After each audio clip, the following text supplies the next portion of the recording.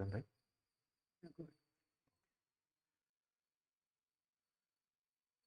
Yeah, so we'll start. We are going to discuss Mantra 12 on Śrī Īśopaniṣad, and we discussed how it is very similar to Mantra 9. Mantra 9, we spoke about Vidya Vidya, similar with Mantra 10 and 11 also. In Mantra 12, we are going to speak about Sambhuti and Asambhuti. Okay. So this is very similar to Mantra 9. Antartamah pravishanti ye asambhutim upasate tato bhuya ivete tamo yahu sambhutyam rataha. Okay. So, yes.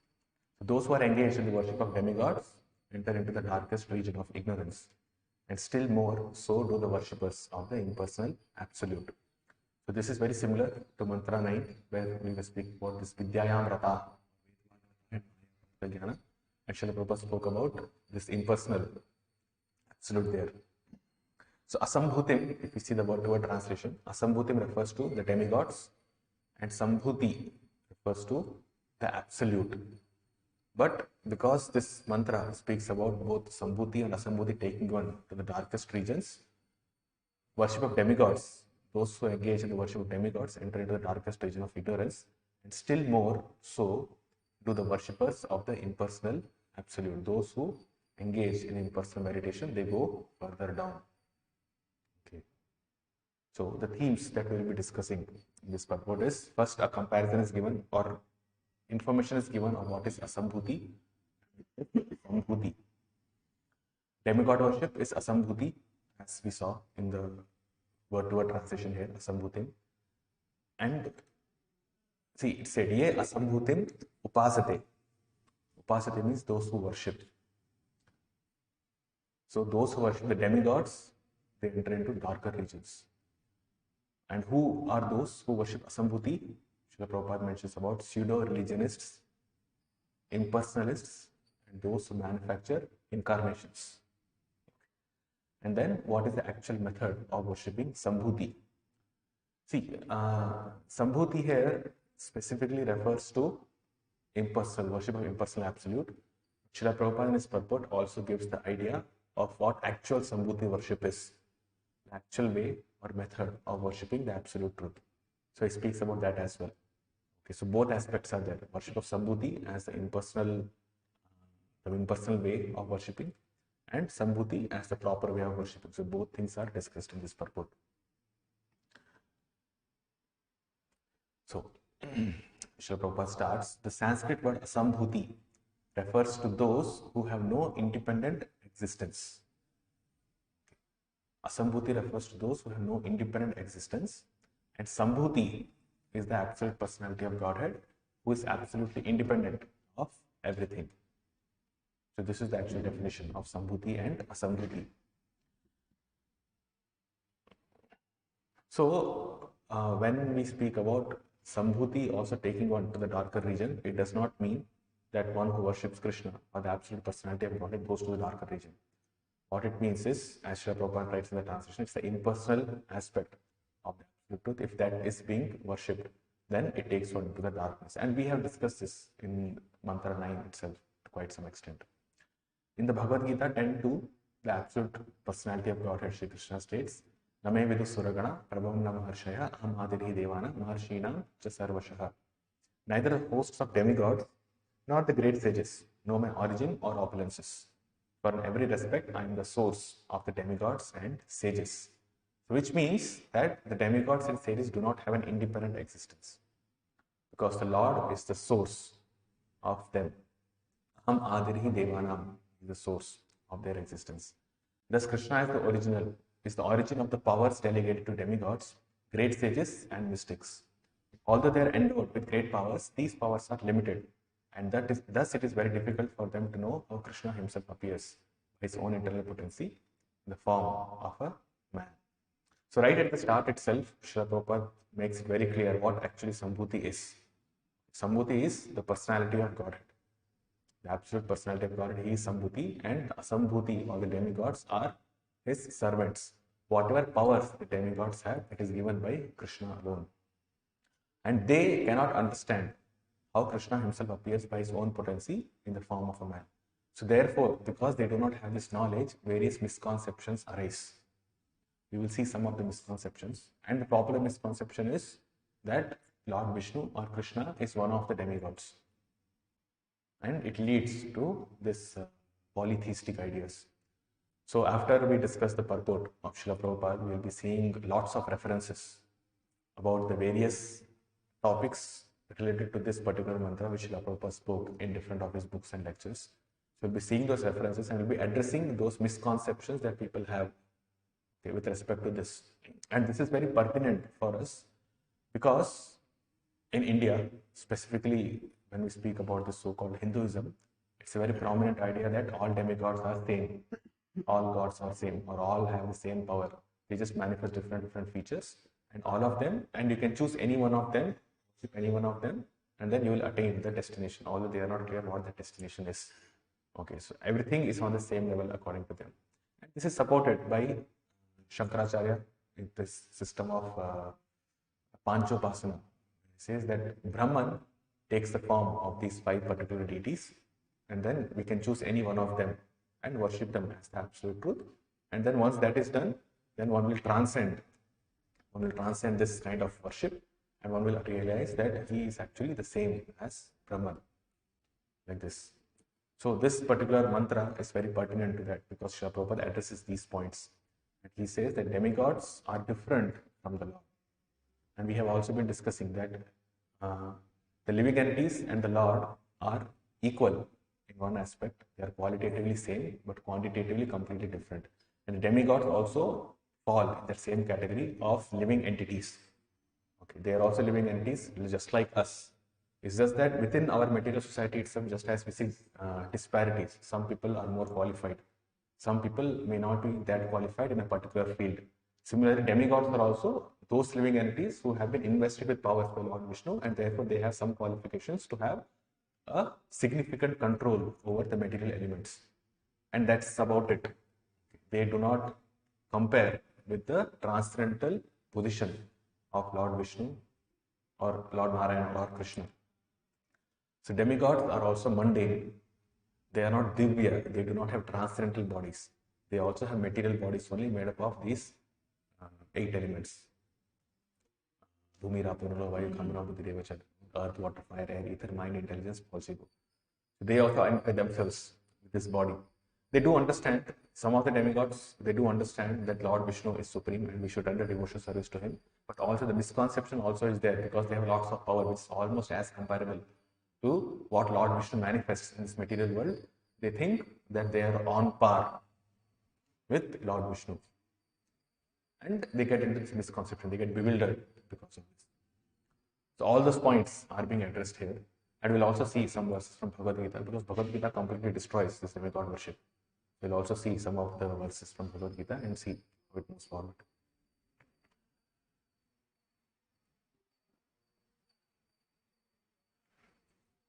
So, many philosophers and great rishis or mystics try to distinguish the absolute from the relative by their tiny brain power. Okay. Now we have been discussing this point.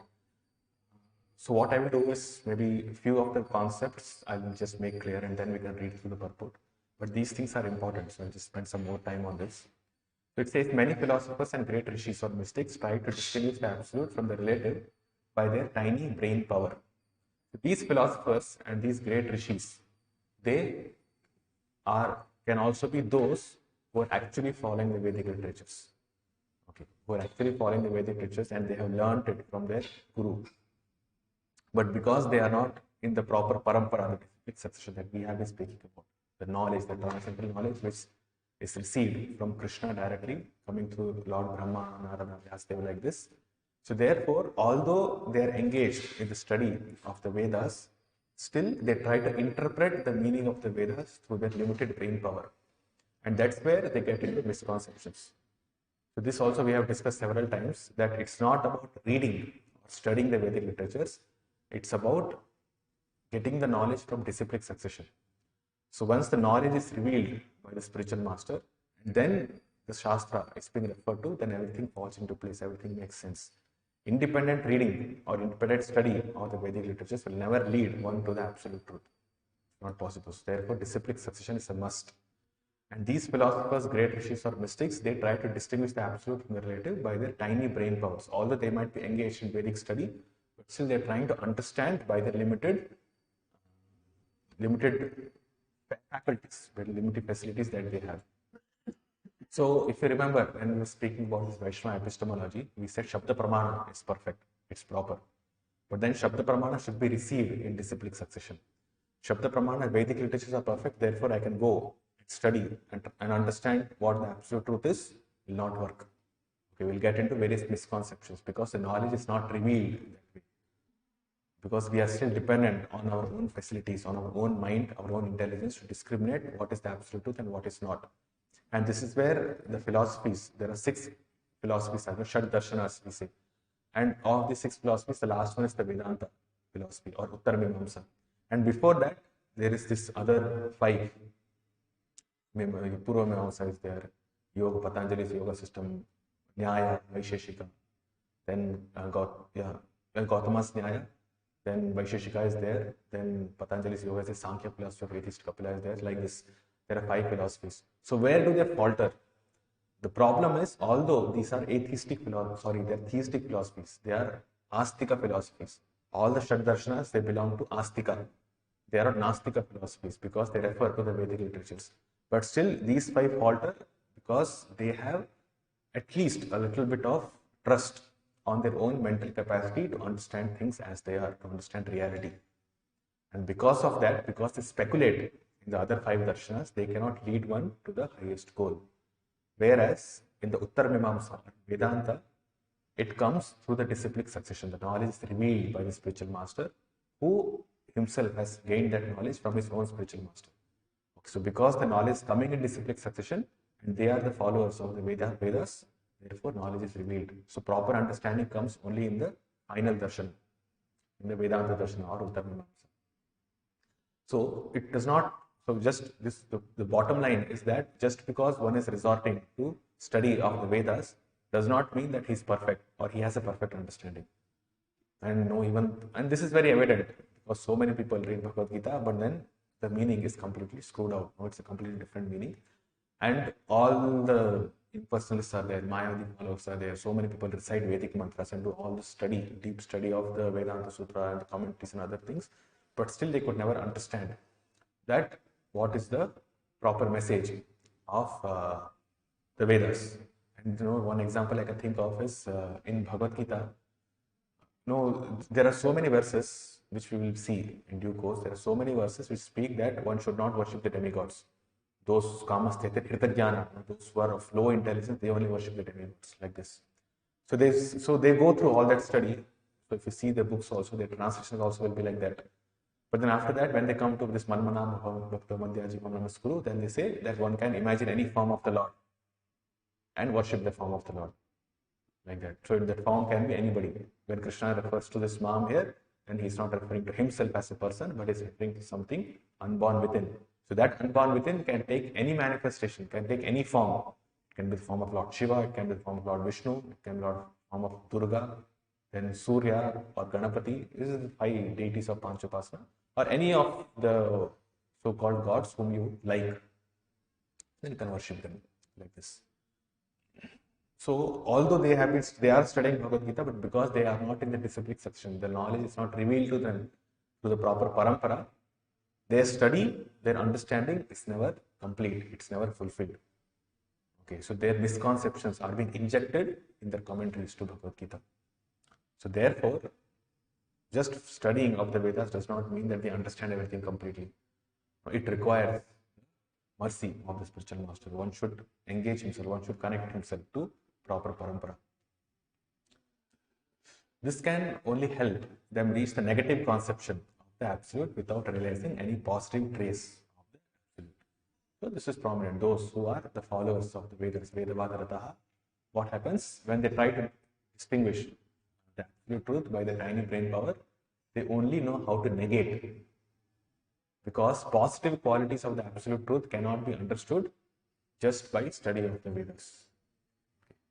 So, and specifically, when we are speaking about these Upanishads, definitely they get into all this negative conception. And Upanishads are considered to be the topmost of all the Vedas. We have this Samhitas, Brahmanas, Aranikas, and then finally the Upanishads are there, which is the conclusion of the study. Four ashramas are there, and sannyasis are supposed to study the Upanishads, study the Vedanta Sutra. So this is supposed to be the conclusion of all the Vedas. And what kind of description is there in the Upanishads? Negative conception is there, that the absolute truth does not walk, he does not see. So okay, then it does not have a form. They imagine that the absolute truth does not have a form at all. So then a negative conception comes up. But when we are studying Īśopaniṣad with proper parampara, Srila Prabhupada's purport, we understand how each of the mantra flows. What is the proper understanding of each of the mantras? So this is the advantage. So our study of Upanishads is completely different from the study of Upanishads that I have always taken. And if you see, if you go to YouTube also, so many Anandas are there, so many Swamis are there, speak a lot about various kinds of Upanishads, Kena Upanishad, Mundaka Upanishad, Katha Upanishad, this, that and all. But all that understanding is completely useless. All that understanding is completely useless because they do not belong to a proper parampara. They might call someone as their guru, that this is my guru, I learned from him and all. But then, according to the Puranas, it's mentioned specifically that only these four paramparas are perfect in Kali Yuga, and those only can have perfect understanding of the absolute truth. And because they do not belong to any of these parampara, therefore they are passing on as great scholars of the Vedic literature and those who can reveal the absolute truth. But the point is that they themselves do not know what the absolute truth is. So they have only the negative conception of the absolute truth without realizing any positive trace. So we go to anyone who is not following this Vaishnava philosophy, he is bewildered. That is a proper understanding. So definition of the absolute by negation is not complete. We have discussed this also, the three aspects of the absolute truth, Brahman, Paramatma and Bhagavan. So Brahman is just one aspect. Paramatma and Bhagavan is the more complete or fuller aspect. Such negative definitions lead one to create a concept of one's own. Thus one imagines that the absolute must be formless and without qualities. Such negative qualities are simply the reversals of relative material qualities and are therefore also relative. So this also we have discussed, because they see miseries in this material world, and according to them miseries arise because of form, and Brahman does not have any miseries. So therefore the Brahman should not have any form. The formless. By conceiving of the absolute in this way, one can at the utmost reach the impersonal effulgence of God, known as Brahman, but one cannot make further progress to Bhagavan, the personality of Godhead. So, we have discussed all this before. Such mental speculators do not know that the absolute personality of Godhead is Krishna, that the impersonal Brahman is the glaring effulgence of his transcendental body, or that Paramatma, the super soul, is his all-pervading plenary representation.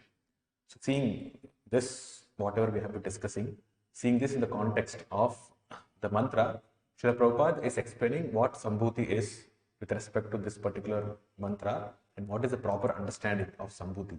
So we are just speaking about Sambhuti now. Initially, he gave a mild introduction to Asambhuti, the demigods, how they are not independent, they are dependent on the Lord. So brief introduction of Asambhuti is given. Then we are speaking about Sambhuti with respect to the context of this mantra, as well as the proper understanding of Sambhuti. And then moving forward, Srila Prabhupada will elaborately discuss about Sambhuti, when we speak about the pseudo-religionists. Nor do they know that Krishna has his eternal form with its transcendental qualities of eternal bliss and knowledge. So they do not know that. The dependent demigods and great sages imperfectly consider him to be a powerful demigod. And they consider the Brahman effulgence to be the absolute truth. So demigods, although we say that they are the devotees of the Lord, they are empowered representatives of the Lord, demigods also get bewildered. Okay, because Lord Vishnu, to maintain this material world, he does not have to manifest his full potency. Ekam Shena Sthito Jagat, he says that only by one fragment of the portion I maintain and sustain this entire universe. So his potencies are not fully revealed within this material world also. And the demigods, because they have the potency to have a broader control over this material world, they think that Lord Vishnu also is one of the powerful demigods. He's more powerful than us, but then he's also on the same level as us. So that misconception is there. And they also consider the Brahman effulgence to be the absolute truth. So that disease is also existing amongst the demigods and great sages. But the devotees of Krishna, by dint of their surrendering onto him in unalloyed devotion, They know that he is the absolute person and that everything emanates from him. Such devotees continuously render loving service unto Krishna, the fountainhead of everything. So only devotees can know him. Bhaktyamam abhijanati. In Bhagavad Gita 7:20 and 23, it is said that only unintelligent, bewildered persons driven by a strong desire for sense gratification worship the demigods for the temporary relief of temporary problems. Kamaistheta hirtagyana prabodhanti anya devataha tam tam niyamamastaya prakrita niyata swaya. So only those who are hirtagyana, unintelligent, who was bewildered, kamaistheta, who have this strong sense of engaging in sense gratification, they worship the demigods for temporary relief of temporary problems. Okay, it's a temporary relief because whatever problems they have in this material world, it's a material problem. So relief is temporary and another problem again comes up. So that whatever relief they have, it's only temporary relief, and the problems are also temporary because the temporary problems will be there or problems will be there, then they'll be solved in due course of time. After that, another problem arises and then also will be solved in due course of time. So actually speaking, the us or the living entities, we actually do not have to worship anybody else apart from Krishna, and that's it. So I'll qualify this statement. So a living entity does not have to worship any other living entity. Okay, so demigods are also living entities. He does not have to worship the demigods at all. He does not have to worship any of the leaders within this material world, or the king, or the government officials, or anybody. No other living entity is to be worshipped. The only worship that is recommended is worship of Krishna and his devotees. So his devotees would be living entities, but because Krishna himself recommends the worship of his devotees, so the living entities should do the worship of only these two, Krishna and his devotees, or those acharyas who come in discipline section, the spiritual master, like that. Apart from them, no other living entity has to be worshipped by any of the living entities, any one of us. Since the living being is materially entangled, he has to be relieved from material bondage entirely to attain permanent relief on the spiritual plane, where eternal bliss, life and knowledge exist. So within this material world, demigods are also within this material world, we are also within this material world, and the transaction between the demigods and the living entities is also within the material realm only. So to solve the problems of life, Janma Mrityu Jara Vyadhi, one has to take shelter of Krishna and his devotees. Śrī Īśopaniṣad therefore instructs that we should not seek temporary relief of our difficulties by worshipping the dependent demigods who can bestow only temporary benefit. Rather, we must worship the absolute personality of Godhead Krishna, who is all attractive and who can bestow upon us complete freedom from material bondage by taking us back home, back to Godhead. Okay, so demigods can provide only temporary relief to material problems, but Krishna can provide complete freedom from material bondage itself. So people's foolishness is that they see the material problems, but they do not see material bondage. Whereas material bondage is the actual problem. Other problems in this material world are caused by this material bondage. So one who can deliver from the material bondage, one should take shelter of that person. It is stated in the Bhagavad Gita 7:23 that the worshippers of the demigods can go to the planets of the demigods. The moon worshippers can go to the moon. The sun worshippers the sun worshippers to the sun, etc. We will discuss more about this in the next mantra, where it's mentioned that the worshippers of Asambhuti or demigods go to different destinations. So Srila Prabhupada makes this point in that purport also. Modern scientists are now venturing to the moon with the help of rockets, but this is not really a new attempt. And we discussed this yesterday also, Hiranyakashipu and the whole universe under his control. With their advanced consciousness, human beings are naturally inclined to travel in outer space and to reach other planets, either with spaceships, mystic powers, or demigod worship. But even if they go to those higher planets, what is the point? It's also temporary. It's all created. It's created and over a period of time it will be destroyed. Brahma's planet will also be destroyed. We saw this yesterday. So in the Vedic scriptures, it is said that one can reach other planets by any one of the three ways. But the most common way is by worshipping the demigod, residing over a particular planet. So, by spaceship, one can enter the planet of the demigods. By mystic powers, definitely, those who are great yogis, they can enter. And by demigod worship, one can go to the planets of the demigods. So spaceship, when it's mentioned, it's not referring to those spaceships which scientists make here. Okay, with that, because we cannot go, we do not have the qualification. When it's speaking about spaceships, then these are spaceships which are more elevated, more exalted, more subtle.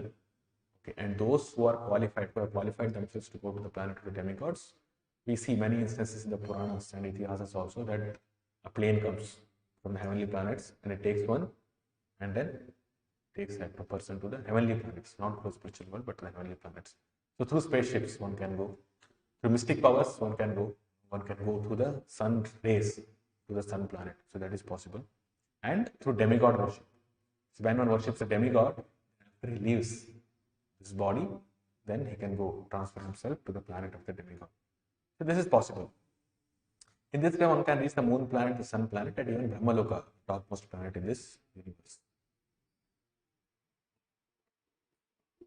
However, all planets in the material universe are temporary residences. This is Asambhuti. See, Asambhuti, Srila Prabhupada defines as that which is not independent. Okay, Asambhuti also means that which is not permanent. Sambhuti means that which is permanent. So, Srila Prabhupada is that's why speaking about this temporary nature of demigod worship. Worship the demigods, which is Asambhuti, and the results that we derive from demigod worship, that is also Asambhuti. It's also temporary. There's no permanence there. The only permanent planet are the Vaikuntha Lokas. These are found in the spiritual sky, where the personality of Godhead himself predominates. As Lord Krishna states, Abrahma Bhuvanal Loka, Punaravartana Arjuna, Mamupeti Kaunteya, Punarjanmana Vidyate. This is the conclusion. From the highest planet in the material world down to the lowest, all are places of misery, wherein repeated birth and death take place, but one who attains Mayabho, son of Kunti, never takes birth again. So this is the proper way of worshipping Sambhuti. Now, Śrī Īśopaniṣad points out that one who worships the demigods and attains to their material planets still remains in the darkest region of the universe. And why so? Because the whole universe is covered by the gigantic material elements. It is just like a coconut covered by a shell and half filled with water. So, if you know, in Srimad Bhagavatam, it's explained that the universe is just like a shell. And this shell is covered by this different layer of material elements by earth, water, fire, air, and ether. And each of these layers is 10 times more than the previous layer. It's 10 times thicker than the previous layer. So if you see the shape and if you do the calculation, the shape of the universe itself will be quite small. But the covering will be much, much more bigger than the universe itself. Okay, so it's not, when it's depicted in picture, then we say the universe is big because we want to study the universe and the planetary systems. And the covering is just represented as small rings. We see, and that's because of representation. No, we cannot represent that big in a photo or in a painting like this. But actually, if we do the calculation, the diameter of the universe itself is what, 4 billion miles, it's mentioned. And then the first layer is the diameter of the universe. Okay, it's that thick. And the next layer is 10 times thicker than that. The next layer is 10 times thicker than that. And you go on like this, what happens? The universe is this small, just like a seed. But the covering itself is so big, so thick. So that's why this universe is called as the darkest region. Okay. And any journey that we make within this universe will always remain in the darkest region because we're covered by this material elements. So within this material region, even if one elevates himself to the planet of Lord Brahma, it's better than this planet. But then it's also enveloped by this thick covering of material elements. So therefore, it's covered, the whole universe is covered. And just like from outside of the coconut, we can never find out what is inside. It's dark inside. Thing is there. Or rather, the coconut is there and the water is there, but still, it's like this. Okay, the shell is so thick. Since its covering is all airtight, the darkness within is dense. And therefore the sun and the moon are required for illumination. So that's why the sun and the moon is very prominently worshipped in Vedic culture. Okay. Because it's understood that the universe is full of darkness. And if we have to perform any activity, or if we have to gain energy to perform any activity, it must be because of sun and moon only. The nourishment of the plant comes from the moon. The energy of all living beings comes from the sun. Without the sun and the moon, there is no way of life sustaining within this universe. So therefore, sun, and specifically sun, because he provides energy, he is worshipped as Surya Narayana, or the manifestation or the direct representative of the Supreme Lord's mercy. That is Surya Narayana. Because the Lord is so merciful to us, therefore, even within this darkest of region, the Lord has provided us energy, light, to carry out our activities, to carry out our desires. So that's why Surya Dev and Agni is also worshipped very prominently in the Vedas, because they are the ones who provide energy for all our activities. Indra provides the rain, okay, which is required for our sustenance. So our maintenance and sustenance in this material world is provided by these different demigods, who are basically the agents of the Supreme Lord. And because the sustenance is dependent on them, when we see it directly, although these potencies are being invested onto them by Lord Vishnu, but because people see that Surya Dev is giving me energy, Agni is required for my sustenance, for cooking food and other things like that, for making so many other things. And Vayu is required. Without air, without breathing, how can I sustain my life? Without prana, how can life be sustained? And without rain, without water, how can I sustain my life? So those who are engaged, or those who are completely in the bodily conception of life, for them, demigods are very prominent in their life. For them, demigods are the ones who are providing everything to them. But once a person comes to proper knowledge and understand that he is not this body and he is actually spirit soul, then he gradually elevates himself. That demigods are also dependent only. They are also living entities. They are not this body. The demigod role is actually a post. And that post has a certain function. And any living entity can take that post and conduct that function. It's just like a job that one does. So for this requires transcendental knowledge. And without the transcendental knowledge, one can never be able to transcend the conception of demigod worship. So that's why we see there are so many demigod temples in India itself and within this state itself. And the reason for that is because people are in the bodily concept. That's it. So if those demigods can give me whatever I need for my maintenance and sustenance, therefore I'll be very happy. So therefore, they have material desires. Material desires are meant for this body.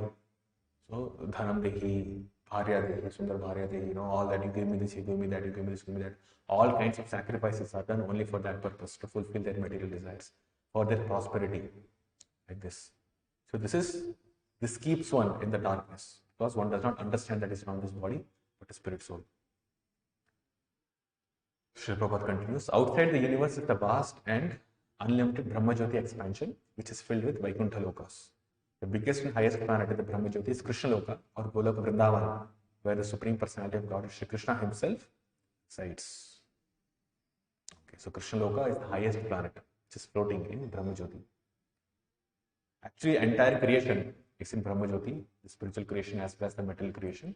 But we do not experience the Brahmajyoti in material creation because of this thick covering of matter. And also the thick covering of our consciousness by these material elements only. Specifically starting from false ego, and then intelligence, and then mind, and then the other 5 elements and senses. So Śrīla Prabhupada speaks about Krishna here, Lord Krishna. He says, Lord Shri Krishna never leaves Krishna Loka. Although he dwells there with his eternal associates, he is omnipresent throughout the complete material and spiritual cosmic manifestation. This fact has already been explained in Mantra 4. The Lord is present everywhere, just like the sun, yet he is situated in one place, just as the sun is situated in its own undeviating orbit. The problem of life cannot be solved simply by going to the moon planet or some other planet above or below it. So we discussed that. Therefore, Śrī Īśopaniṣad advises us not to bother with any destination within this dark material universe, but to try to get out of it and reach the effulgent kingdom of God. So problems are solved when one goes out, not when one stays within. Okay, so Asambhuti. Who are these Asambhutis? Who are these people? There are many pseudo worshippers who become religionists only for the sake of name and fame. So demigod worship, at least we can say that's authentic to some extent, because although it's not recommended on the highest sense, but it's authentic because it's recommended in the Vedic scriptures. And why is it so? We will discuss that in the 14th mantra. We're discussing mantra 14. But the worship of demigods is there. in the Vedic literatures. But that is considered as asambhuti. But there is another type of asambhuti who have nothing to do with the Vedas, nothing to do with the injunctions of the Vedic literatures. They are the pseudo worshippers or pseudo religionists, and they become religionists only for the sake of name and fame. Such pseudo religionists do not wish to get out of this universe and reach the spiritual sky. They only want to maintain the status quo in the material world under the garb of worshipping the Lord. The atheists and impersonalists lead such foolish pseudo-religionists into the darkest regions by preaching the cult of atheism. The atheists directly deny the existence of the Supreme Personality of Godhead, and the impersonalists support the atheists by stressing the impersonal aspect of the Supreme Lord. Okay, so if you remember in Srimad Bhagavatam, the first verse, first canto, first chapter, Srila Prabhupada writes in the purport that by stressing on the impersonal conception of the Absolute Truth, right, by stressing on the impersonal conception of the Absolute Truth, one has increased one's impetus for sex life. Right? It's there in the purport. You can go back and refer. So how is that? It means impersonal aspect of the Supreme Lord is not relishable because there is no interaction. There is no rasa. There is no exchange of relationship with the impersonal aspect of the Lord. And those people who are materially engrossed or who have material desires, they cannot take up the aspect or the worship of impersonal aspect because it's dry. There is no personal relationship. There is no personality only. How can we interact with something which does not have a form? That itself is inconceivable. How do you interact with something which does not have a form, which cannot be seen, which does not have eyes, ears, nose, no senses, no qualities, nothing. So it's not very relishable. It's not something which we can relate to. Something which is completely unrelatable. So therefore, when one engages in this impersonal conception, worship of the impersonal absolute, he is not satisfied within his heart. So ultimately, what happens? Because of his complete dryness, he comes back to the material platform and starts engaging himself in this materialistic way of life. And the topmost enjoyment in material life is sex life. So if impersonal aspect is stressed a lot more, then one ultimately comes to the point of engaging in this materialistic activities, prominently in sex life, in cultivating this deep ignorance. And therefore he goes down. So those who worship the impersonal aspect, okay, they do not reach the impersonal aspect, Brahmajyoti also. Specifically, we are speaking about the Mayavadis. They do not go to the impersonal absolute, but they come down, they fall down to the darkest regions because of this. Because there is no relish, there is no rasa, there is no taste in impersonal worship. So then they actually become atheist. Because what are the atheists? Atheists are defined as those people who do not have belief in the Vedas. At the same time, atheists are those people who do not have any conception of the absolute truth. They reject the Brahman, Paramatma and Bhagavan feature. They say there is no Lord, there is no controller. We are the only ones, we are here to enjoy. So why people become atheists? Because they are totally materially engrossed. They do not want to recognize the person who is there to control them. For them, their goal of life is enjoyment. And if someone is there who is going to hamper that enjoyment, they want to deny his existence completely. So this is the reason why people become atheists. Because they think that God, if he is there in my life, then he's going to give me rules, he's going to give me regulations, he's going to control my life. And I'll not be able to enjoy myself. So therefore, he does not exist at all. If I can deny his existence, I can do whatever I want. And atheists engage in all kinds of sinful activities. And impersonalists who stress on the impersonal feature of the absolute truth, they also gradually come to that point. Because there is no rasa. There is rasa. Their only experience of rasa they have is when they interact with this material world. And the grossest type of that rasa is sex desire. And then that's how they go down. And because that gives them the highest happiness, according to their experience, they also become atheists over a period of time. So like it's a gradual process. Okay, so therefore one must avoid the association of this impersonalist. We will see some references for that later. Thus far, we have not come across any mantra in Śrī Īśopaniṣad in which the Supreme Personality of Godhead is denied. It is said that he can run faster than anyone. Those who are running after other planets are certainly persons. And if the Lord can run faster than all of them, how can he be impersonal? So we have discussed this in the previous mantras. The impersonal conception of the Supreme Lord is another form of ignorance arising from an imperfect conception of the absolute truth, because it leads one to the darkest of ignorance. The ignorant feudal religionists are the manufacturers of so-called incarnations who directly violate the Vedic injunctions are liable to enter into the darkest region of the universe because they mislead those who follow them. Again, we discussed this point in Mantra 9, that those Vedavada Rathas and Maya Bhakta Gyanas, they are going into the darkness, but those who are actually leading them, or when they take up the position of leaders and then guide others, then both of them go to hellish planets. These impersonalists generally pose themselves as incarnations of God, foolish persons who have no knowledge of Vedic wisdom. And this also is prominent in current situation. You see any of the, there are so many incarnations. There are so many so-called incarnations. Not saying incarnations, it's not authentic incarnations, but so many bogus people are there who claim themselves to be incarnations. And if you drill them with some questions, ultimately we'll understand that they only tend to this impersonalistic aspect. Okay, they only believe in the impersonal aspect of the absolute. And because impersonal, the concept of impersonalism itself is that the absolute truth is impersonal, and just to benefit the other living entities or the other people to realize that they are Brahman, then that Supreme Brahman takes a material form of different deities. And therefore, one who has liberated or one who has liberated himself in his own mind, he can also claim himself to be one of those deities. So therefore, he can claim himself to be Lord Shiva, Lord Vishnu, Krishna, Surya, like this. Although he cannot manifest any of their potencies, but still he can claim. And foolish people who just want to fulfill their material desires, what they do?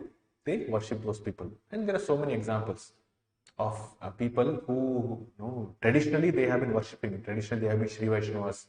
Traditionally, who are worshipping, going to Tirupati, worshipping Lord Balaji, or going to Śrī Rangam like that. But then, because they do not have a proper philosophical understanding, when they get into material problems, they pray to Lord Vishnu, but there's a problem, it's not solved. And then somehow, someone comes and tells them, no, okay, Sai Baba is there, or this person is there, that person is there. Now you go, you worship that particular person, then all your problems will be solved. And then by chance, what happens? He goes to Sai Baba's temple, and then he worships that person, and then somehow his mental problem is solved. Okay. So then he says, yes, he is the proper person to whom I should worship. And then all the worship that his ancestors have done traditionally to Lord Vishnu, everything is forgotten, everything is lost. And then he gets to this worship of Sai Baba or any of its new incarnations like this. So this is because the proper understanding of philosophy is not there. Just like Srila Prabhupada said, without religion, philosophy is just mental speculation. And philosophy and religion without philosophy is just a sentiment. So people are led by the sentiment. They only try to solve their material problems. And again, this stems from the fact that although their ancestors have been worshipping Lord Vishnu from time immemorial, but still the philosophy of or this transcendental knowledge that one is not his body, one is soul, and the constitutional position of the soul is to render devotional service to Krishna, Narayana, or Lord Vishnu. Because this knowledge has not been imparted, people are materially engrossed. They think they are this body. And the problems pertain only to this particular body. And if someone can solve these problems, I'll go and surrender unto him. So this is why this discussion of philosophy is very important. And if you see Srila Prabhupada also, whenever he gave his lectures, wherever he goes to any of the countries or any of the places, he always speak about this philosophy that we are not this body, we are the soul. Krishna is the Supreme Personality of God, and we have to surrender unto him. That is the only thing that will solve all your problems. These temporary things will not solve your problems. Don't worship the demigods also. Don't go to any of these bogus incarnations. They're anyways bogus.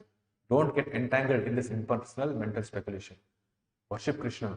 That will solve all your problems because it will relieve you from material bondage. So this is the proper understanding. So philosophy discussion must be there.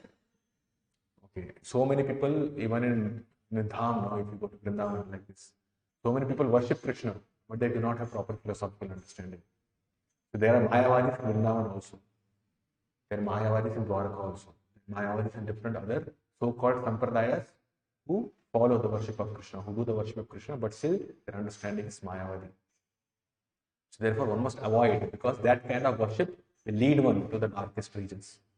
And Srila Prabhupada, we will see the reference. Srila Prabhupada will specifically speak about in this book, in his book Renunciation through Wisdom. He says that Krishna is worshipped without proper philosophical understanding, then one goes into the darkest state. Krishna never accepts that person's offering. So that offering should be done with love and devotion, with proper understanding that Krishna is the object of my worship. He is the object of my love and affection. If offering is done to him with that consciousness, then he accepts. Otherwise, he does not even accept that offering. So what benefit will we get? What benefit will we get, or what purification will happen? Nothing will happen. Okay, so all these points we have to understand.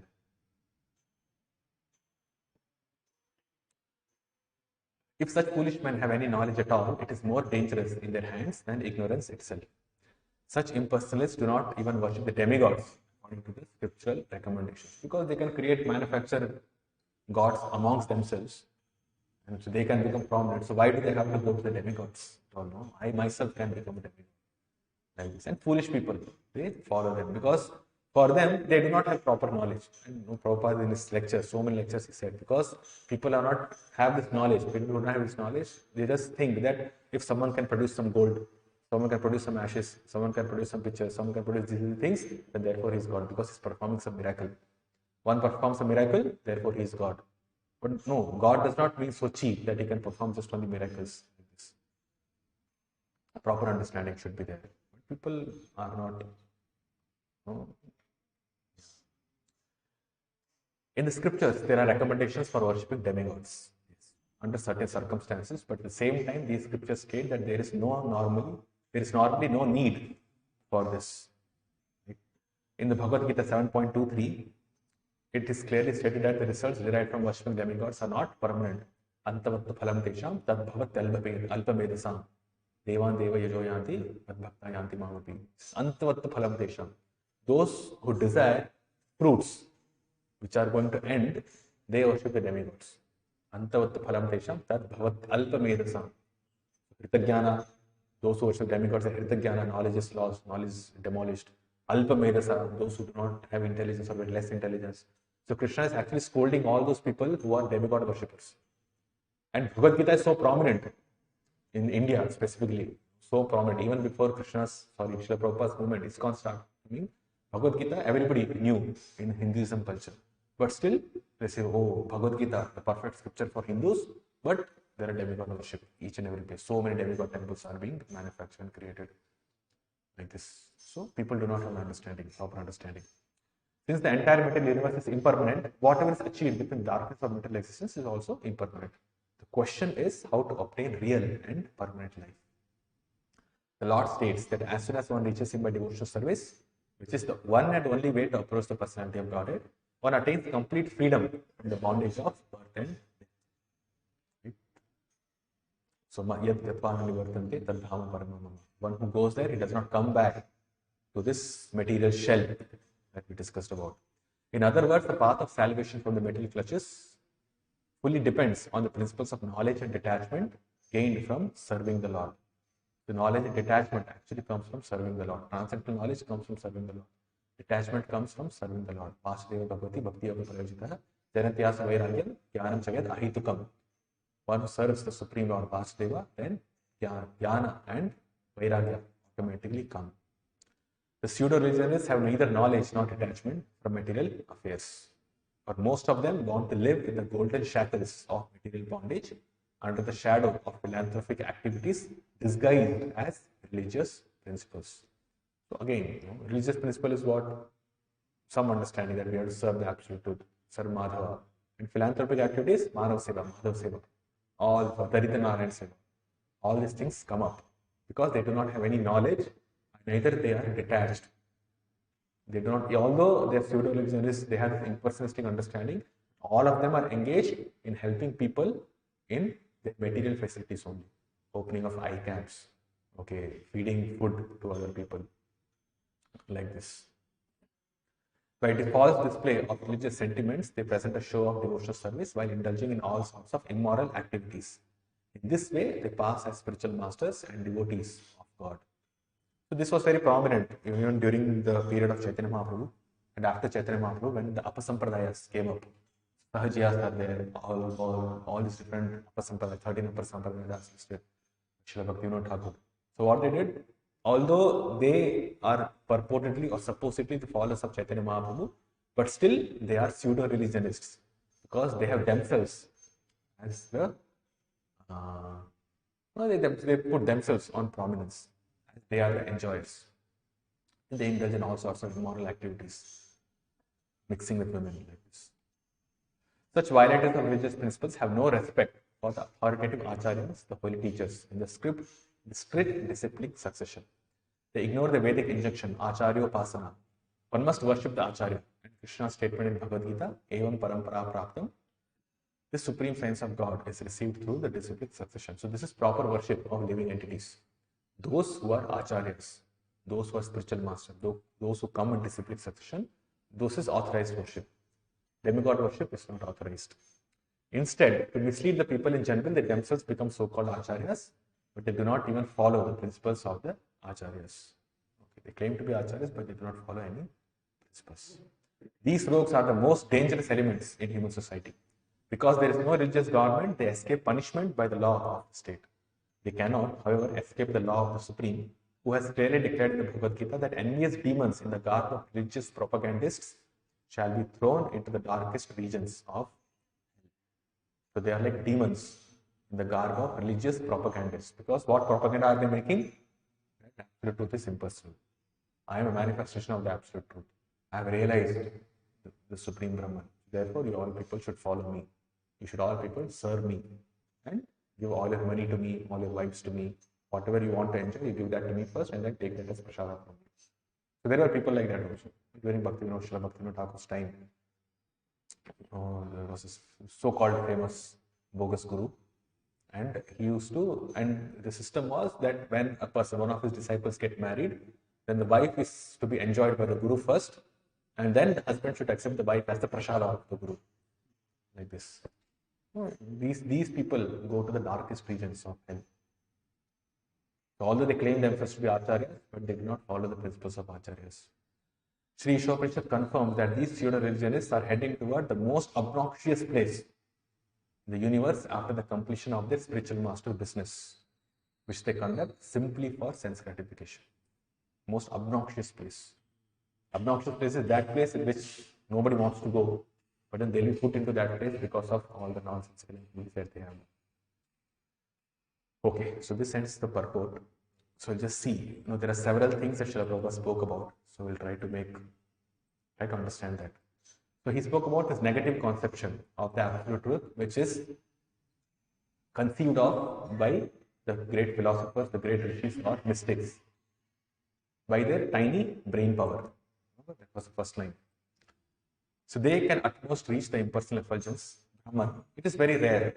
We are speaking about the Brahmavadis. It's very, very rare, and we have discussed this also.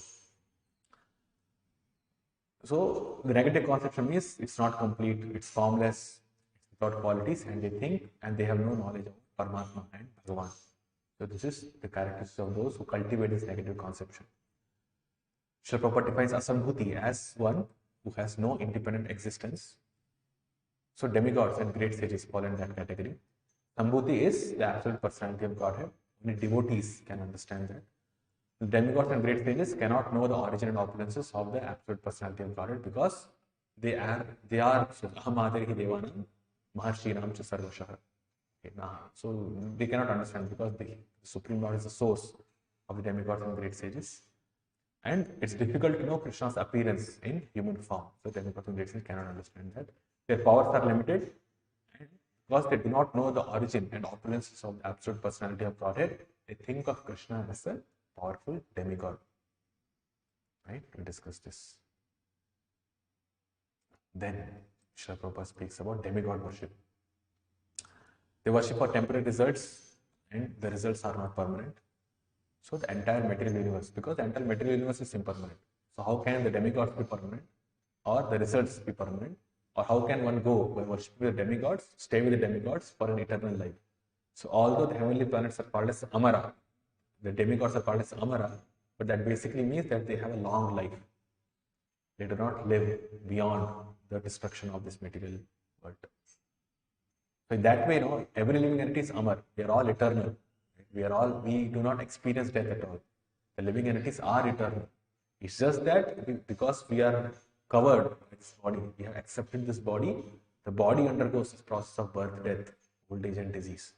So Amrita or the because his body goes through this process of birth and death, and we identify with this body, therefore we have this tendency that I want eternal life. Like this, that tendency is there, that impetus is there, and we think of something as very fascinating. Eternal life seems very fascinating to us, where there is no end to our enjoyment. Actually, because we are living entities, this is our constitutional position to remain eternal, to remain blissful. Now it seems very difficult, it seems very fascinating to us because we completely identify with this body. Otherwise, the body is just matter, just covering us. And once we leave the body, we get to another body. And there's complete opportunity in this human form of life to go and attain spiritual body also. So eternal life is actually not so fascinating, or it's not so glorious in the sense that we are actually eternal. We are living entities. We are eternal by nature. But those who are Hritajnana think, oh, demigods are Amar. They do not have death. They have taken the nectar. So therefore, if I go to the planet of the demigods, I will also become Amar. I stay with them. I will not come back. There are people who think like that also. And that is why now the Vedas, the Shrutis themselves are recommending worship of the demigods. So therefore, I should do demigod worship to attain this deathlessness, the state of deathlessness. But no, the demigods also have to leave.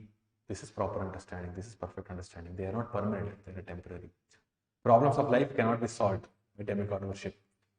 Okay. Scriptures recommend, but no need for this to do. The recommendation is there. Why the recommendation is there? I can discuss this now, but it's there in the next purport. We'll just leave for that. So there is a recommendation of demigod worship in the Vedas. Why is it so? We'll discuss in the next purport. So those who worship the demigods can go to the planet of the demigods up to Brahmaloka. And human beings are naturally inclined, and there are three ways in which they can go: by spaceships, by being mystic yogis, and then by demigod worship. All planets are temporary residences. They are places of mystery. And those who worship the demigods remain in the darkest region of ignorance, because the universe itself is covered by gigantic material elements. And Krishna never leaves the highest planet, Krishna Loka, but he is present in material and spiritual manifestation. Srila Prabhupada gives the hint of spiritual realm for which one should endeavor, which one should desire. Okay. The last is pseudo worshippers. They are religionists for name and fame. They want to maintain their status quo. They have neither knowledge nor detachment. They are led to the darkest region by atheists and impersonalists, and they mislead their followers and become acharyas. So they engage in philanthropic activities disguised as religious activities. They have no respect for authoritative acharyas. They do not follow the principles of acharyas. Okay. And false display of religious sentiments. We discuss about the apasampradayas.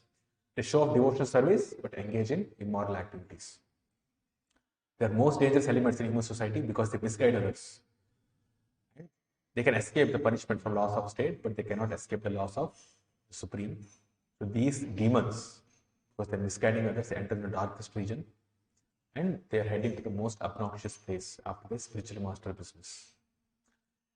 Impersonalists stress the impersonal aspect and they support the atheist, or actually they turn into atheists over a period of time. It's another form of ignorance. Their knowledge is more dangerous than ignorance. They pose themselves as incarnations of God. They do not worship demigods according to scriptures. That's also there. And the only way to approach is devotional service. Salvation is gained by devotional service, which includes knowledge and detachment, and that leads to the complete freedom from bondage of birth and death. Okay, so if you see, these are the aspects that we discussed about in this purport. There's a negative conception. We discussed the definition of asambhuti and sambhuti, then the demigod worship, and what are the characteristics of demigod worship, how demigod worship will lead or will remain or will keep one within this darkest region of universe, and worshipping Krishna will elevate that to the highest planet. Then we spoke about the pseudo worshippers or religionists and how impersonalists support the atheism. Then finally, only devotional service can give one complete freedom from bondage of birth and death. Okay. So this is the purport, and we have lots of references to discuss. So we will take some time.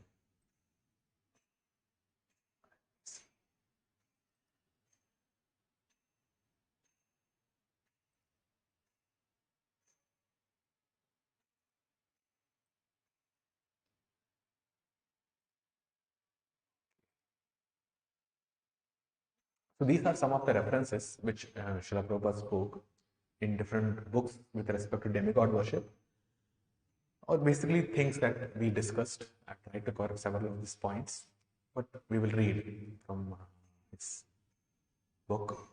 So having material desires is from On the Way to Krishna, chapter 5. So this is seeking beyond the realm of birth and death. That's the chapter title. The Prabhupada writes, having material desires. Having material desires, men worship various demigods. They have no idea how to get out of matter.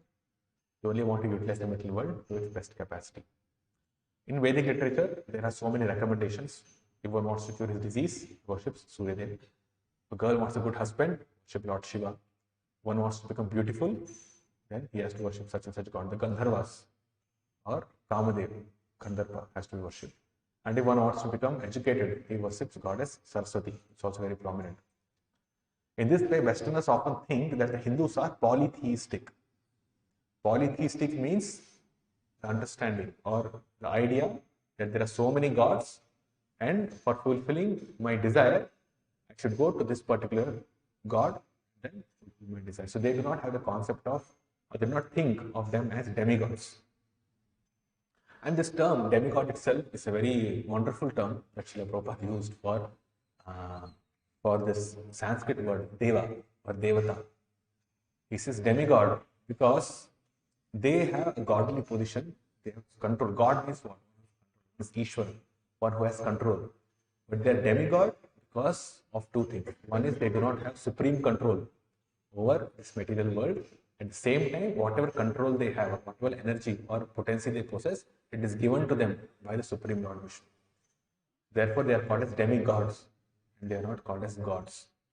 So, demigod is the perfect term that can be used for the devatas of the heavenly planets. And Westerners, and even in India, not only the Westerners, they think, oh, Hinduism, many gods. Muslim, okay, one God, Allah only. Christianity, one God only. But then one God has these three manifestations. There is this Holy Spirit, Holy Ghost, and then there's one more. But anyway, they have this concept of these three divinities like this. And the Greeks have this concept of demigods. And beyond that, who are also, basically it's a Vedic concept which they have taken. Different demigods, they control different aspects like this. So they think Hindus are polytheistic. But actually, the perfect understanding of Vedanta is that God is only one, without a second. Srila Prabhupada explained that so many times. But actually, this worship is not to God, but to demigods. We should not think that the demigods are God. God is one, but there are demigods who are also living entities just like us. Difference is they have considerable amount of power.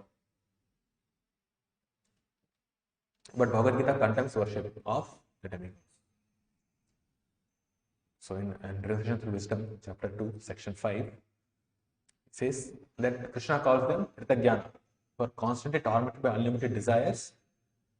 They have spoiled intelligence and they become polytheists and hasten to worship various demigods. Polytheists think that demigods like the sun god are equal to the Supreme Lord Krishna. That's why he's called as Surya Narayana. See, it's there in scripture itself. And that's not the proper understanding as we discussed.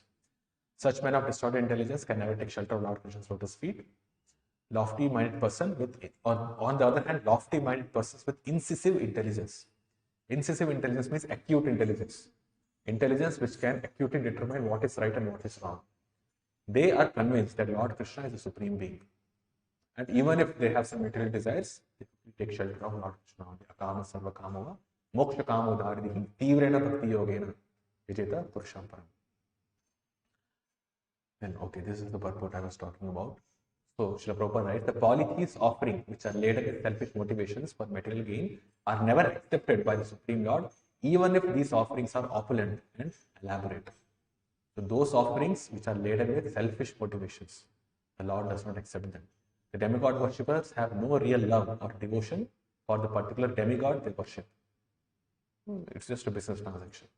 Yet Lord Krishna is so merciful that he fulfills the material desires of foolish demigod worshippers. Lord Krishna never accepts any offering bereft of love and devotion. A person who is not hungry cannot suddenly develop an appetite, even if he is given delectable food. Similarly, the Lord has no attraction for opulent offerings made without love and devotion. See, so this is those who are worshipping Krishna as one of the powerful demigods. They do not have any love and affection for the Lord. They only want material benefits from him. So the Lord does not accept, but because he is so merciful, he gives them whatever they desire.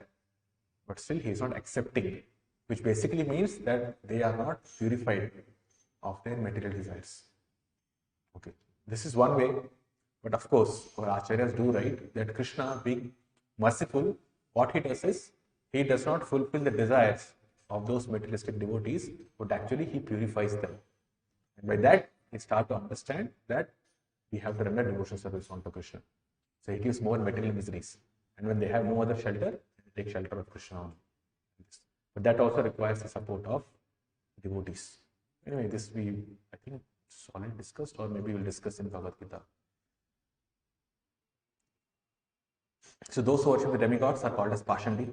Famous shloka. Yastu Narayanam Devam Marudradi Devataihi Samatveneva Viksheta Sapashandi Bhavet Dhruvam. A person who considers demigods like Brahma and Shiva to be on an equal level with Narayana is considered as offender or Pashandi. So the result of such material sacrifice are recommended in the Vedic literature that are offered to the demigods, but the proper understanding is the result of such sacrifice goes to the Supreme Personality of Godhead, Narayana, because he is Bhoktanam Yukatipasa. Although the sacrifice is given or done for the demigod, the actual enjoyer is Krishna only. Yeah, so there are several more references which says demigod worship does not help one to understand the supreme powerful personality of Godhead. So by demigod worship, one can never understand who Krishna is. Okay. So although it's recommended in the Vedic literatures that demigod worship has to be done, this is not the method to understand the absolute truth. Therefore, by demigod worship, one elevates oneself to the platform of Sattva-guna. But Sattva-guna is then conducive for coming in contact with the pure devotee who can give the actual transcendental knowledge. But Sattva-guna itself cannot elevate one to the transcendental platform. Okay, so demigod, we have this is there, Prabhupada told us many times that the Puranas are in these three different categories. For Tamasic people, there are Tamoguna Puranas. For the Rajasic people, there are these Rajasic Puranas. Sattva-guna people, there is Sattva-guna Purana. So there are different types of worship, which is mentioned different types of Puranas for different types of people. So this is for gradual elevation from Tamoguna to Rajoguna into Sattva-guna. But then it cannot take one to Shuddha Sattva. This kind of worship, demigod worship, can make one person go between these three gunas. But one who is influenced by any one of these three gunas has to remain within this material one. So Sattva guna is conducive for devotional service. Sattva guna, by demigod worship, one who attains or one who comes to the platform of Sattva guna, by demigod worship itself, he cannot understand the personality of God. So in this purport, Śrīla Prabhupada writes, the yajna may be carried out to satisfy a particular demigod, but when the yajna is offered to the yajna Purusha Narayana, then the demigods are satisfied. When one offers sacrifice to demigods, one should remember that demigods are simply parts of the body of the Supreme. The shlokas, demigod worship is mentioned in Brahma Samhita. Actually, the shlokas advocate worship of the Supreme Personality of Godhead, Govinda. There are so many other things mentioned. So one should worship demigods in that spirit. So, this is Śrīla Prabhupada writing in this is from this Canto 5, Chapter 7, Text 6 purport. Let us read this paragraph. We should worship the demigods in that spirit because the goddess Durga satisfies Krishna. We should therefore offer respects to goddess Durga. Because Lord Shiva is nothing but Krishna's functional body, we should therefore offer respects to Lord Shiva. Similarly, we should offer respects to Brahma, Agni, and Surya. There are many offerings to different demigods, and one should always remember that these offerings are usually meant to satisfy the Supreme Personality of Godhead. So it does not mean because demigods worship need not be done, therefore they should be insulted. No, that's not the point. Point is that respect should be given, and a devotee gives respect even to an ant, to all living entities, to what to speak of the demigods. The demigods are there in that position because they have been authorized by the Supreme Lord. And a devotee recognizes that demigod is authorized to be in that position, and this potency that the demigod manifests, they are given by the Supreme Lord only. So it's Krishna's desire that these living entities remain in the position of demigods. So therefore, we should respect that position. But that does not mean that we should worship them because they cannot give us the ultimate benefit. So the demigods are also subordinate to the law of karma. That's mentioned in Brahma Samhita. Yasvindra Gokama Devendra Husvakarma Bandhanurupa Phalabhajana Matanoti. So Indra is also subordinate to the law of karma. So when people go to worship demigods, what do they want? They want liberation from material problems. Not liberation of material bondage, but liberation of material problems. And they think by worshipping a specific demigod, then whatever reactions they are supposed to suffer in their life, that can be mitigated. There are so many temples in South India, specifically in Tamil Nadu, that if you are suffering from this particular dosha, then you should go to Kalahasti. If you are suffering from this particular dosha, then you should do Shani Puja. If you are suffering from this particular dosha, you should go to this particular temple, worship this temple like this, do these offerings, and then we should, there's so many rituals are there like this. I know many of them. So many things you have to do, and that way that particular demigod will be satisfied, and therefore you will be free from this reactions that you are getting now. But actually, all the demigods are also under the bondage of different karmic reactions. So when they are in the position of the demigods, what are they doing? They are enjoying their good pious activities. And once the pious activities are over, then they come down. They come down to this Bhuloka, or this Bhumandala. And then they have to undergo this process of obviously repeated birth and death like this. So demigods are also not independent. So if they themselves are not independent of karmic reactions, how can they liberate one of their followers or dependents from karmic reactions? So it does not work. It is not like that. By their potency, if the things can be adjusted, the material circumstances can be adjusted, but karma cannot be destroyed by the demigods. Demigods cannot make karma equal to zero. That is possible only by the Supreme Lord, because the Supreme Lord is beyond karma, is beyond fruitive activities. Demigods are engaged in fruitive activities. They want to enjoy with this material world. They want to enjoy matter. So because the tendency is there, they cannot free one from karmic reactions. They can adjust the situation. Okay, but the karmic reactions cannot be made zero. If you are supposed to suffer because of a particular reaction, we have to suffer. Because of worshipping a demigod, it might be postponed to some extent. So, but it will happen. And if good reaction has to be experienced, it will come. If you have to experience some good reactions, it must come. It will come. Okay, nobody wants to postpone it, but then that is also possible. But it's only a preponement or not preponement also, postponement of our sufferings. But they cannot make karma equal to zero. That is possible only by Lord Krishna. Brahma Samhita says, no, karmani nirdhati kintu cha bhakti bhajam. Govinda mahadi purusham tamaham bhajame. Only Krishna or Govinda can make karma equal to zero. Nobody else, none of the demigods. So therefore, worshipping of demigods that way also is foolish, because we are bound by our materialistic activities. So it's useless. So then this concept of Panchapasana is explained in Srila Prabhupada's purport. So he says that Vishnu, Shiva, Durga, Sun God, or Ganesha, their worship. In persons imagine one of these five deities as supreme and reject others. And such philosophical speculation, which is certainly idol worship, is not accepted by Chaitanya Mahaprabhu or by Vaishnavas. This imaginary deity worship has recently been transformed into Mayavad impersonalism. For want of Krishna consciousness, people are victimized by the Mayavad philosophy, and consequently it sometimes becomes staunch atheists. Right? Because, so although Lord Vishnu is mentioned here, but still because they do not have the proper conception of Lord Vishnu's form, so their worship of Lord Vishnu is also idol worship only. So we should not take happiness, or we should not become happy by this fact that Mayavadis are worshipping Krishna. They are chanting Hare Krishna, or Mayavadis are worshipping Lord Vishnu. We go to some house and we see, oh, Vishnu worship is going on. We should be taken with incisive intelligence. We should understand that their worship is not on the same level as the worship of the devotees. Because for them, the form of the Lord is just a material form, which is a manifestation of the impersonal aspect, or the impersonal Brahman. So their worship of Lord Vishnu is full of offenses, because they think the Vishnu's form is not the actual form of the Lord. It's just a manifestation of impersonal Brahman. Okay, so this is not tantamount to deity worship. This is not the same as deity worship. Deity worship is the proper conception where one understands that this is the Lord, this is the form of the Lord, this is transcendental form of the Lord, and he is not different from Krishna. That is proper deity worship. Those who think that this form is just an idol or is just a manifestation of impersonal Brahman, it is equal to idol worship only. Murti seva. Not Murti, not Archa Vigraha, but just a mundane Murti. That's it. But it will not reciprocate. Lord will not reciprocate like this. So therefore, these are not proper deity worship.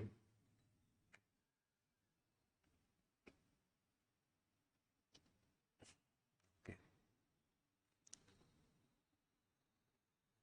So this purport maybe we can discuss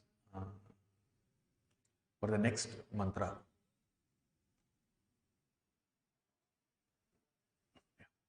That would be proper. Okay, and Chaitanya Charitamrita, Srila Prabhupada also writes, these fellows cannot be compared to the feelings one derives from demigod worship. Krishna is one.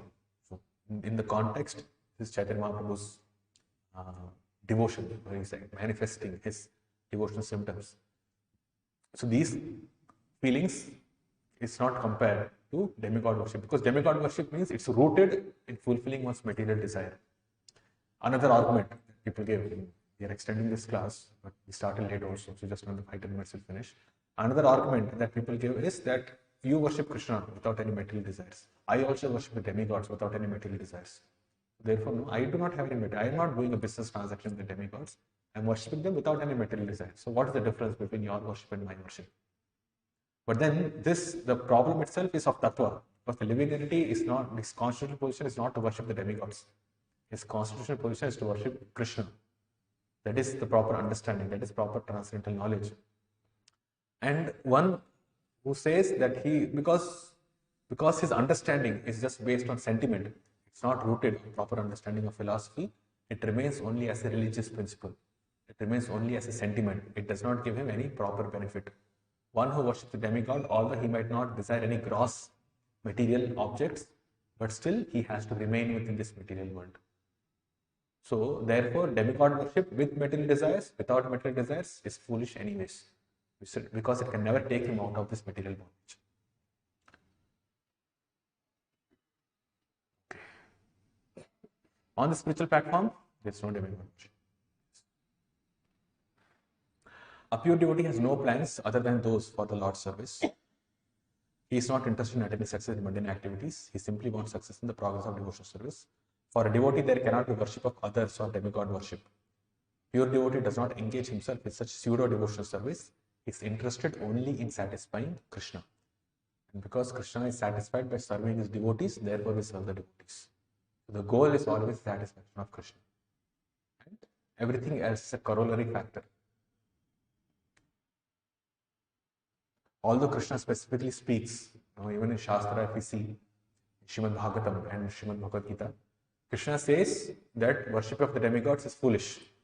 But at the same time, he recommends that worship of his devotees is perfect. And even in Padma Purana also, Lord Shiva says that the worship of Lord Vishnu is the supreme, and more than that, it's Aradhanam Sarvesha, Vishnu Aradhanam Param. Then, Tadiyana Samacham, just like that. So, of all the types of worship, the worship of Lord Vishnu is perfect, and even more perfect than that is the worship of his devotees. So, Shastra is very clear on what the proper understanding is. So, we worship Krishna only for his pleasure, and devotees are worshipped only for his pleasure. Okay. So, the Lord says, Saradharman Pratijya Mamekam Sharanam Raja. That's the conclusion. Give up all so-called dharma and worship me.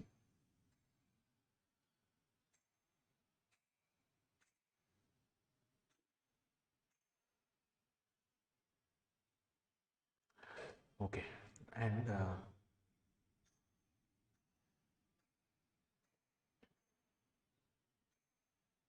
this is if those who are attached to demigod worship fortunately associate with the devotees, their dormant, or if those who are attached to demigod worship fortunately associate with the devotees, their dormant devotional service and appreciation of the Lord's qualities gradually awaken. So association of devotees is required. Just demigod worship cannot awaken the dormant devotional service. Association is must. Okay, so all these references are there. In other words, Krishna is not in favor of any type of demigod worship. So we have discussed this. If you want this, then you can worship this. Why it is recommended that you worship demigod? Because if one goes for fulfilling the desire of a demigod, there is connection of Vishnu. This also we can discuss tomorrow. And yeah, so one more reference is Srila Bhaktivinoda Thakur in his Śrī Īśopaniṣad. He writes that materialistic people are of 6 types. It's interesting to note this. People devoid of faith in the Lord without moral standards, means those who are out and out atheists. People with morals but no faith in God, they also are atheists. People with morals and faith in God, but those whose concept of God is subservient to morality. Then they are the pretenders, then they are the impersonalists, and they are the polytheists. So I added it here because this purport speaks about these people. It speaks about the pretenders, it speaks about the impersonalists, and it speaks about the polytheists. So this third type of materialist has belief in God, but that belief is subservient to morality. He does not believe in the Lord's actual existence. Such people believe there is no harm in imagining a God and worshipping him with faith, but they then abandon the worship when the good conduct is achieved. When the result that they derive from demigod worship is achieved, stop worshipping the demigods. Just temporary, no dedication, no business transaction. The fourth type is a pretender, or they are classified as cheaters and cheated. They do not accept the eternal nature of bhakti, yet they wear the dress and markings of a believer. They have their own motives, which any honest person could decry. Cheating everyone, they pave the way for a world of sin. Undiscerning people, means those who are innocent, allured by their external appearance, take up the same path and end up rejecting God. They have beautiful tilak and dress, chant the name of Krishna, appear detached from the world, and give attractive speeches. But secretly, they harbor desire for wealth and women. Many such groups are seen. Okay, so they are all the pseudo Vaishnavas who have tilak and dress, who also chant the names of the Lord. But then they are not the proper devotees, they are materialists in the garb of devotees. They are the pretenders or cheaters. And apasampradayas are these pretenders and cheaters. The fifth type is the impersonalist. According to these people, when the heart becomes purified with bhakti, the truth will be revealed. Highest truth is liberation, destruction of the soul. So they think that by worshipping Krishna worship very good. Mayavadis say this, oh, Krishna worship very good, very nice. We also chant Hare Krishna Mahamantra. But then what's the understanding? By doing this kind of activities, the purification of bhakti, the truth will be revealed. What is the truth? Not the nature of the absolute truth as Krishna, but destruction of the soul. That I am saying, I will merge into the impersonal absolute. Bhakti and God are temporary. Acting as a servant of the Lord is only practice, not the goal. If devotees do not avoid them, considering them the same as materialists, their faith in the ontology of bhakti will become weak. So devotees should understand that we should not associate with such people. And those who accept many gods, polytheists, have no dedication to one God. And by their association, the devotee also will lose his faith. What he's saying. Okay, I think this is the last. Yes. So, this is a commentary by Srila Vishwanath Chakravarti Thakur on Srimad Bhagavatam, Canto 10, Chapter 87, which is prayers by the personified Vedas, prayers by the Shrutis to the Supreme Lord. So the Shrutis are calling or praying to the Supreme Lord that you are supreme. Okay. Then, so in a typical conversation manner, Srila Vishwanath Chakravarti Thakur writes that Lord Mahavishnu said to the Shrutis, to the personified Vedas, but you, the Shrutis, call not only me the Supreme Lord, but you say that other demigods are the Supreme. In verses like the following, Indro Yado, Indra is the supreme king of all moving and non-moving beings. The Rig Veda. Agnir Murdha Divaha, Agni is the chief of the heavens. These and other mantras point to different deities as the absolute. It would seem then that the Vedas present a polytheistic worldview. Right? In Vedic literature, we are discussing Īśopaniṣad, and there we are talking about Sambhuti and Sambhuti, and we are saying demigod worship is useless. But then one who comes to the level of Upanishad, what he has done is he has performed demigod worship only for all this time, Karma Kanda and other things. In all the Vedas, the sacrifices are meant for the demigods. Indra is glorified, Varuna is glorified, Surya is glorified like this. Then when it comes to the Upanishad, all of that is rejected. So that's what Mahavishnu is pointing out in a typical conversation manner. Vishwacharya Prabhu writes this, saying that you are saying, not Shrutis, you yourself say, it's personified Vedas, they themselves say that they are different supreme deities, like this, and he gives two examples. So it seems that there are many gods. So why are you glorifying me like this? So Shrutis replied, yes, this is true, but it is a logical necessity that there can be only one source of universal creation, called Brahman or Brihat, the greatest. So Brahman means the greatest. So when there is the greatest, superlative is being used, there cannot be two greatest. There can be only one greatest, and everyone else should be below that. It's a logical necessity, which is the singular truth underlying and pervading all existence. No finite demigod like Indra or Agni can fulfill this unique role. Lord Vishnu alone is the absolute truth. Indra and other demigods may be glorified in various ways, but they possess only those powers Lord Sri Vishnu has granted them. With this intention, the Shrutis speak this words. So this is proper understanding. Okay, so we will not look into the Acharya's commentaries because they give a very different perspective and it might confuse us. Okay, so we will not get into the Acharya's commentaries, it's fine. Anyway, it's not required for our Bhakti Shastra course, so we'll skip this time.